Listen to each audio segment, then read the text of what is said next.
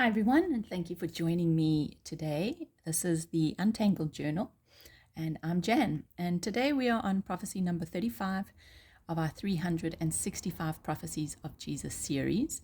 And today we're looking at the prophecy that the Messiah would be hated without cause. And we see this in the Old Testament in Psalm 35:19, which says, "Don't let those who fight me for no reason be victorious.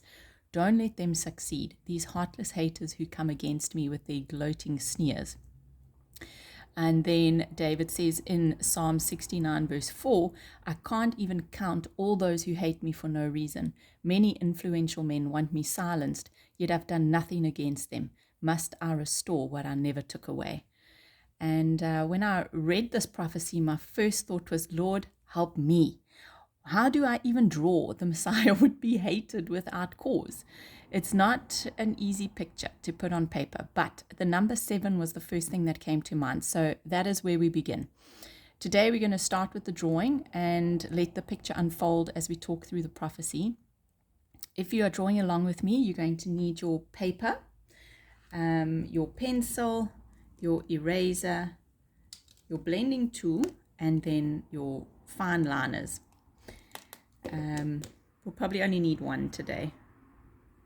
I probably use the number 2 or the number 3. All right. So we will start by drawing a baseline for the ground. And then I'm going to draw a 7 slightly on its side.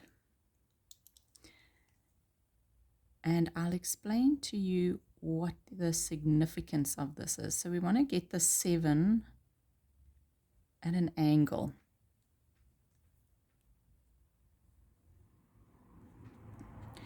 And then just follow that, the outline of it.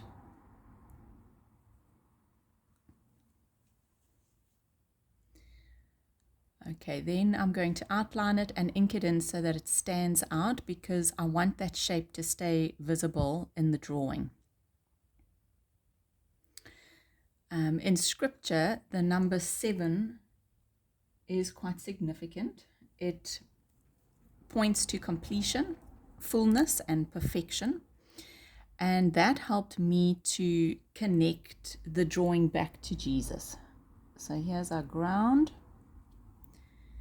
and our 7.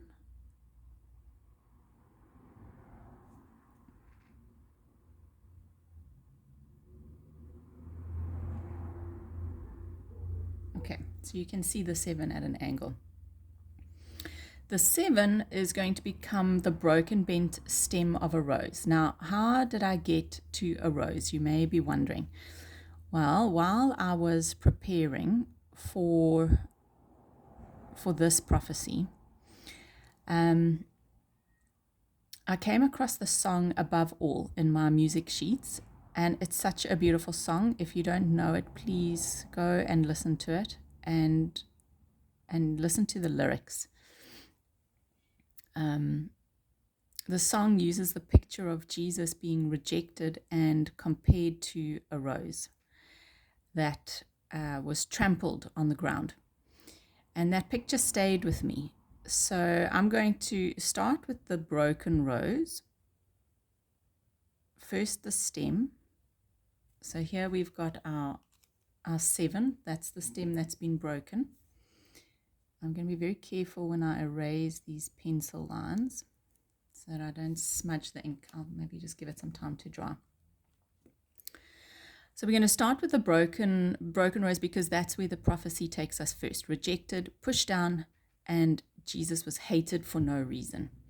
So I'm going to add the flower head to the number 7, which is it's kind of a loose heart.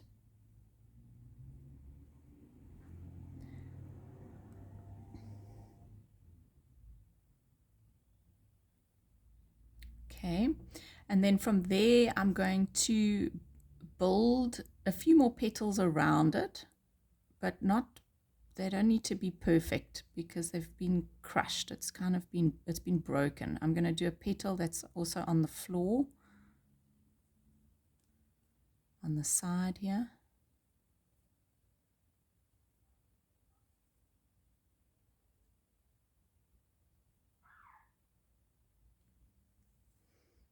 You can play with that however you want.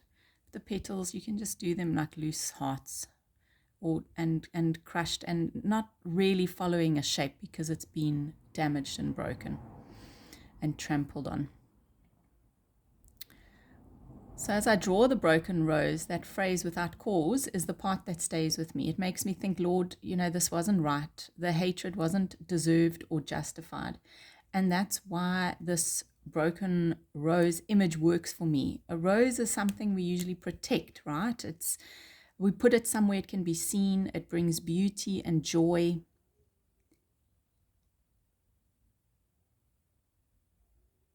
We don't usually throw it down and trample it underfoot. So let's go and ink these petals in.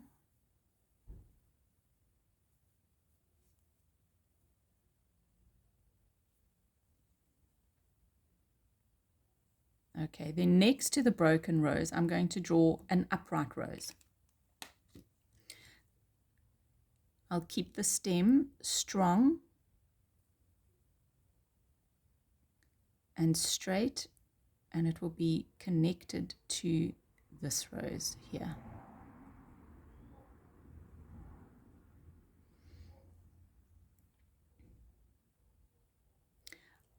The flower I'm going to keep open and in bloom.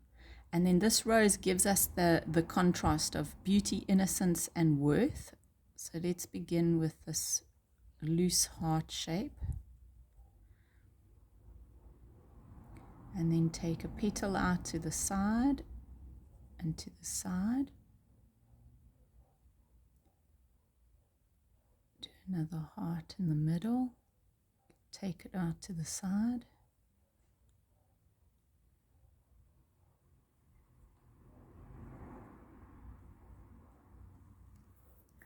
That's my rendition of a rose. And then I'm going to add a few thorns to the stem.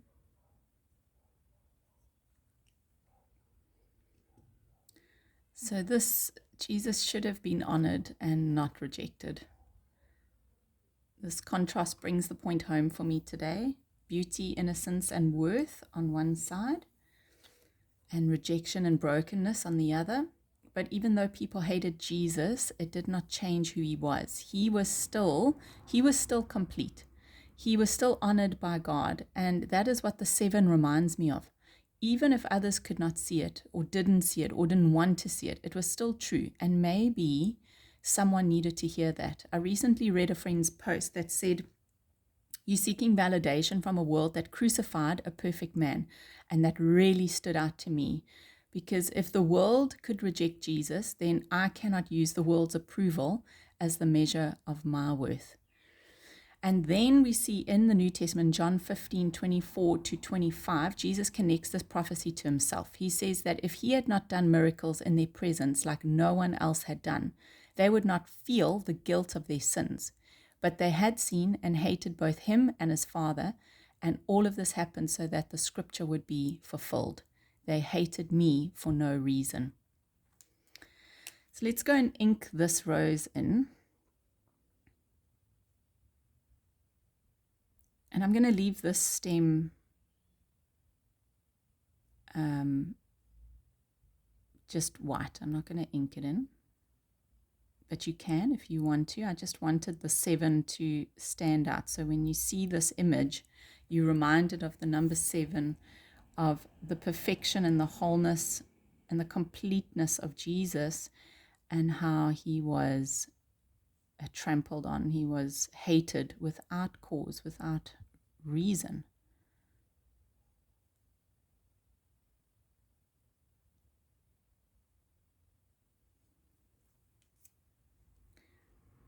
So when I look at these 2 roses together, I find it hard to understand that Jesus could be hated for no reason.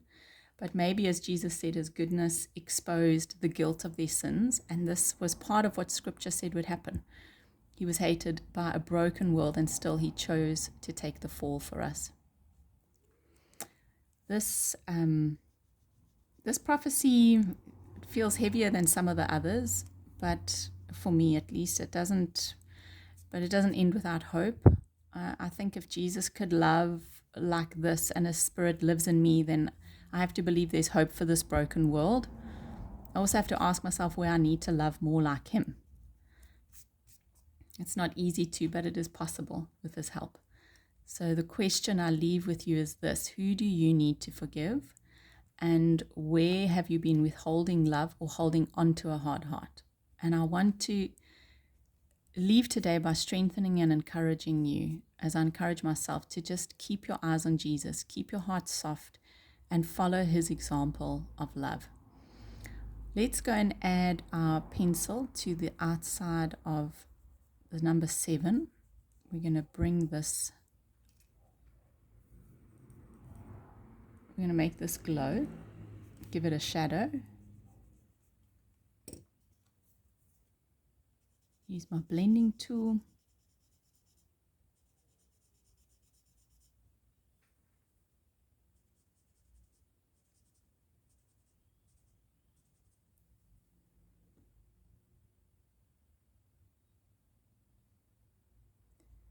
So I don't love that my line is going through these petals. So I think I'm going to sort of just ink these in a little bit, or put some dots there, just to sort of hide the line that's going through them. So it looks like the petals are in the front.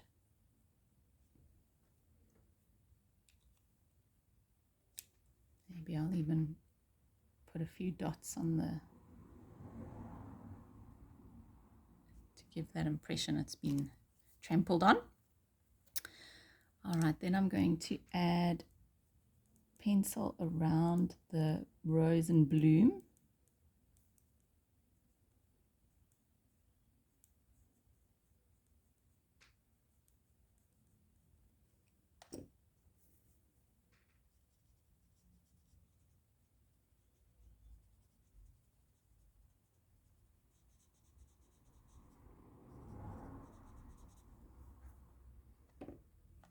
I'll add some pencil around all the petals and the broken rose.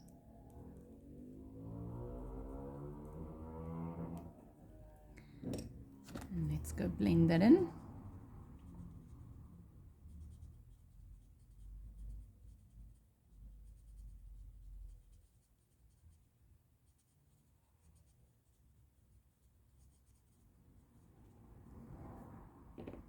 And lastly, some pencil down the stem.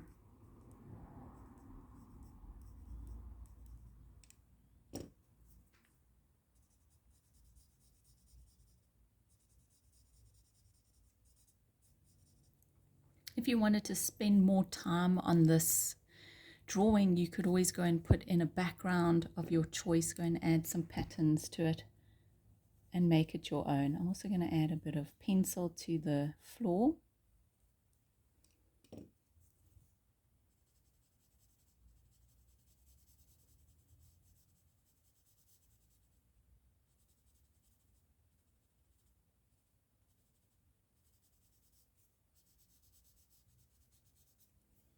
There we go. Do you know, I'm going to add pencil to the inside as well of this first petal.